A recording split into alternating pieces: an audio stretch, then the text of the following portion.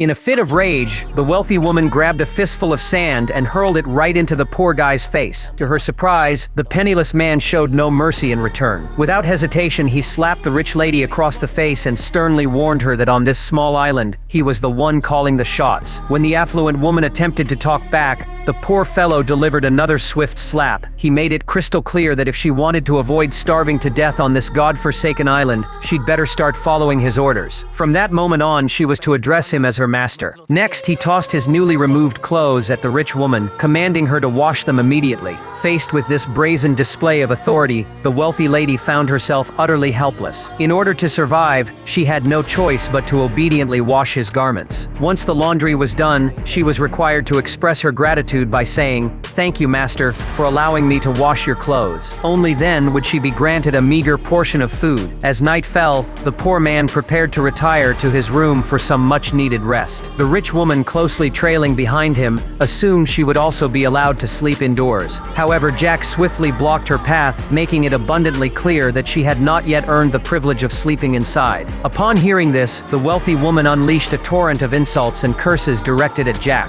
Without a moment's hesitation, Jack delivered a resounding slap across her face. From that point on, the rich lady dared not resist any further. When dawn broke, Jack emerged from his room, only to find the affluent woman lying just outside the doorway, having slept there the entire night. He abruptly woke her, as they needed to venture out to the sea to catch fish and fill their empty stomachs. After exerting considerable effort, Jack finally managed to catch a small fish. However, the pampered rich woman was too squeamish to even touch the live creature. Infuriated by her behavior, Jack subjected her to a barrage of harsh words while they were still submerged in the water. Subsequently, the wealthy woman began to grill the fish. As she was cooking, she muttered a casual complaint under her breath. Little did she know that Jack had overheard her remark. In a flash, he kicked her to the ground and proceeded to give her a brutal beating. This incident ultimately broke the rich woman's spirit, transforming her into his most obedient servant. Jack extended his right hand, demanding that the wealthy woman kiss his arm. Desperate for sustenance, she finally relented, abandoning her haughty demeanor. Later that evening, the rich woman made a special effort to find spring water for Jack to drink. However, just as she was about to sit down and rest,